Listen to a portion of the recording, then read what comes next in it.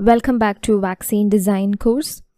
So our fifth step now is to predict the secondary structure of the protein sequence. Now we know about the properties of it. Here let's look at three different servers and see how they predict the secondary protein structure. Okay, so the first software that you will be doing is SOAP-MA secondary structure prediction. Okay, either go to this particular link or in Google search for SOAP-MA secondary structure prediction and go with the first result. Okay, here you need to paste your protein sequence from the notepad file that you have saved. Paste it. You don't need to add your FASTA header. If you want to give the sequence name, you very well can. And now I'm keeping all the other parameters default.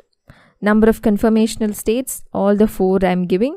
Similarity threshold 8, window width is 17, output width 70. Okay, so now if you need any help, you can go to this NPS at help. When you click on here, it will mention how the results are being interpreted, but we are anyway doing it, so let's move forward. So just click on the submit button. Now so when you click on this submit button, you will get this result. Okay, so in the result, as you can see, there are black colored sequence and other colors as well. So the black colored sequences are the ones which have not participated in the secondary structure formation. The colored ones means they have participated in it. Okay, so all these sequences, amino acid sequences, have participated in secondary structure prediction. Okay, now the sequence length, which we already know, is 208. Next is the actual percentage of it. Here the percentages of turns are given. So here what you need to give importance is, give importance to alpha helix, beta bridge, then beta turns and random coils. Okay, so here let's just take one example, alpha helix. Here you can see it's 32. Now, how they have come with this prediction as in terms of percentages, alpha helix is 32, sequence length is 208. So they have just converted it in percentage. So the total sequence length is 208. So the percentage will be 32 divided by 208 into 100. Okay, same as for other parameters as well. Okay, that's how they have made it into percentage. Now, what do you mean by this random coil? So they determine the randomness of the protein, which means you don't need to give importance on others. Okay, just go through it. So random coil means it just determines the randomness of the protein. But let me just tell you about the random coil. It means a sequence of amino acids that has neither the alpha helical nor beta sheet structure. So the proteins consisting of this alpha helix or beta sheets, they are reduced to random coils upon denaturing. Okay, but since I've mentioned about beta structures, more percentage of beta structures means there will be more stability to the protein. But here, as you can see in the result, it says 0%, right? In the beta bridge, it says 0%. So seeing this, you don't need to negate this particular protein sequence, but look for the 3D structure prediction, and let's say if you get a nice 3D structure, you can go for it. But remember, in the physicochemical properties here, this particular sequence, what it said was it was unstable. I'm just moving forward with this example because I just want to show you how the results are. That's about it. I would recommend not to go with this protein sequence, but go with the protein sequence which says that the protein is stable, and also which says the beta bridge as not 0%. Okay, let's say if you got a protein sequence which is stable and then the beta bridge which says 0%, you can still go forward, because as I've mentioned, you need to go for the 3D structure prediction, and if you get a nice 3D structure, you can go for it. Okay, that's how you interpret. Okay, now see, there are two graphs, right? The first graph, it shows the type of residues formed in the protein. Okay, see, the color codes are different, right? The blue indicates alpha helix, then red indicates beta bridge, and so on, right? So that's about the first graph. Now the second graph shows the different forms like alpha helix, beta bridges, and so on. So what you need to do is, in the Excel sheet, tabulate the percentage values of alpha helix, beta bridge, beta turns, and random coils. Okay. So make it a secondary structure prediction. Percentage values we are going to note for alpha helix, beta bridge, beta turns, and random coils. Now let's look the alpha helix. The percentage was 15.38. Paste it here. The beta bridge, it was 0%, right? Yeah. Then beta turns, it's 9.13%. And random coils, it was 46.63%. Yeah. Okay. Likewise, do this for the other proteins as well. So this was about the SOAP-MA secondary structure prediction. Now, another server that predicts the secondary structure of the protein is Raptorx. Okay. So again, go to this particular link, okay, or just Google it as Raptorx secondary structure prediction. So search for Raptorx secondary structure prediction, and in the first result, go for protein structure prediction. Now here it says to predict structures for your sequence, please click here, right? So click in this particular button. Now you need to fill out this particular form, okay? So copy the protein sequence and paste it here. So Control A, Control C, and Control V, okay? So either paste it here, paste the sequence, or choose file and upload it, okay? After that, click the submit button. Now here you can see my job sequence, right? So if you click on the sequence, it will show the job status. Okay, let's click on the sequence now. Yeah, so it says job currently being processed, which means the result is yet to come. Now after a while you can refresh the page to obtain the result. Okay, you can just refresh it. So I've just pressed enter and see if the job has finished or not. It says the job is currently being processed. So you need to wait for a while. Now if you go to the help, you'll find the domain assignment for each residue in the third row. Okay, anyway, let's go to the help button and see what it says.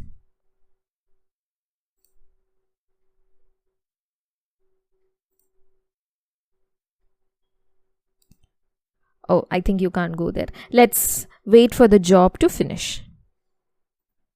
So you can see the results. So here the section 1 says the input sequence and domain partition, right? And so it's the domain partition. Section 2, that's what is important.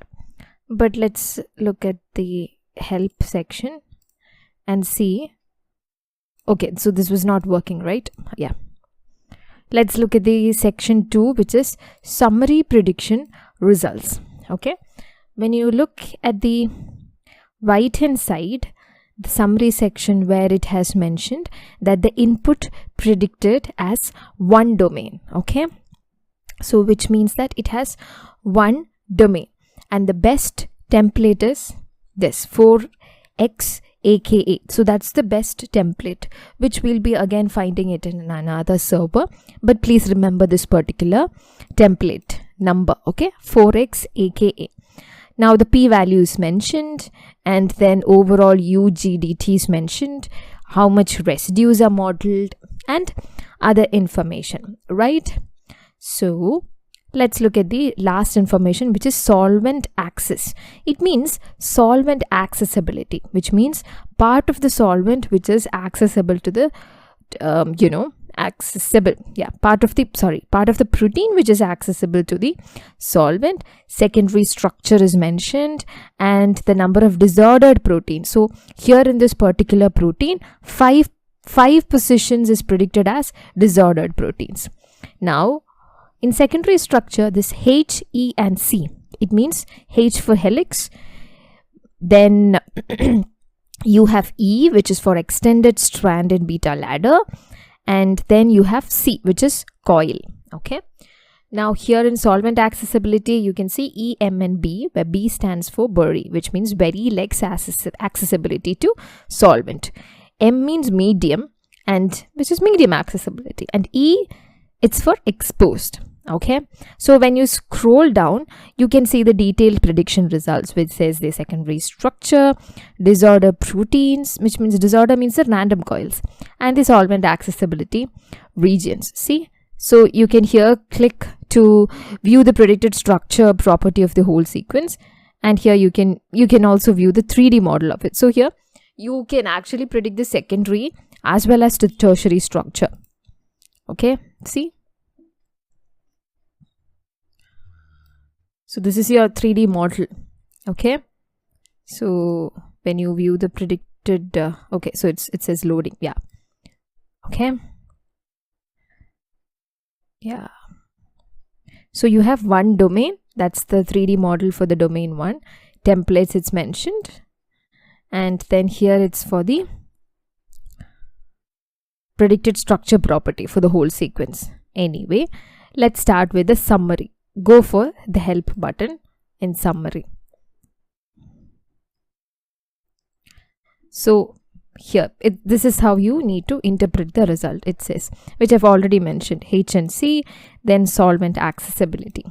Now, the other informations, like the first score, which is the alignment score falling between 0 and sequence length. So 0 indicates the worst. So score may slightly go beyond the sequence length due to estimation error. Here when you scroll down, here you can see in the 3D model, you could see the score as 167. Next is about the U sequence ID information here. Okay. Then U, GDT and GDT, what does it mean? Then P value, it's mentioned. What does it mean? Everything is mentioned here. Okay, please read on it. Okay. So yes, so when you go down here, you could see the other predictions. It's the same as that of the result that we have obtained here. Okay, so here by this server we can come to a conclusion that there is one domain. Okay, and the best template is also mentioned, and the secondary structure is in this protein sequence. 2% of it is helix, 36% is of extended strand in beta ladder or beta sheets, and you have 61% which is in coiled form. Okay. Now here, to view the predicted structure property for the whole sequence, what does it mean is in the documentation you can see that it's the predicted distribution over the secondary structure classes on the right of each residue. So this is actually, it displays a summary of prediction for each residues. So you have secondary structure 3, 8, then you have ACC, and then you have about the disorder protein. It's already mentioned here in the summary as 5 positions or 2% of it are disorders. So these are the percentage wise. Okay. Yeah. Then for each residues, it has mentioned where the red indicates the helix region, and these are the various sequence position. When you hover the cursor over it, it says about each sequence as well. Okay, so this is how it shows. So that's how you need to interpret about this. Okay, now this is about the Raptorx. Now next go to the third server.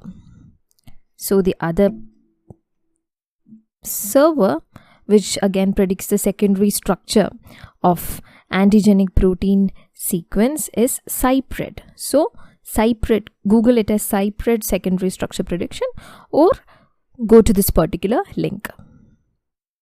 Now before that, let me tell you that you can download here. In the RaptorX, you can download your predicted model as PDB file, and you can also download the detailed prediction results. Okay, there is an option where you can download it. And also when you scroll down, you can see the sequence alignment box as well. Now here, if you're doing an experiment and then after that you're making a paper out of it, you need to cite the following server and method papers. Okay, so yes, so now let's search for Cypred secondary structure prediction. So here, when you search, click on the first result, okay, and see if this is working or not. Okay, now the first result, second result. Okay, click on the second result, because in the first it's already mentioned here as no information is available. So click on the second one. One second. Oh, okay, this is about the prediction server. So if you want to read about it, you just have to go to this particular article. Okay, but here for now what we need is we are going to another server and then we are going to paste the sequence and see it, right? So now let me just check. And so yeah, so what I have mentioned here is you need to click the first result. Okay, even though, so here it says there is no information available. I don't know what happened, but see if you can get it.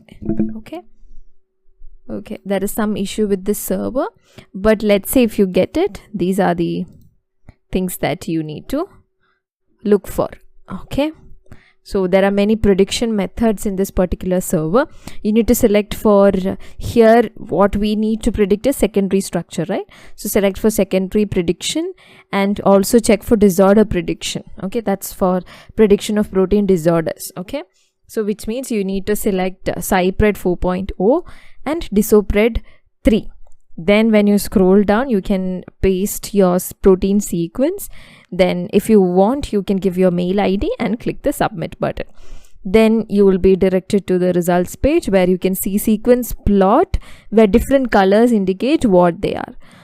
So there will be yellow ones, pink ones, where yellow ones represent the plain strands and the pink ones represents the helix region and others. So then there is a secondary structure prediction in terms of Cypred cartoon, which is the graphical result, and the previous one was the sequential result, where again yellow ones are the strands, pink ones are the helix and all. It's same as that of the sequential plot. So you have a sequential plot and a Cypred cartoon.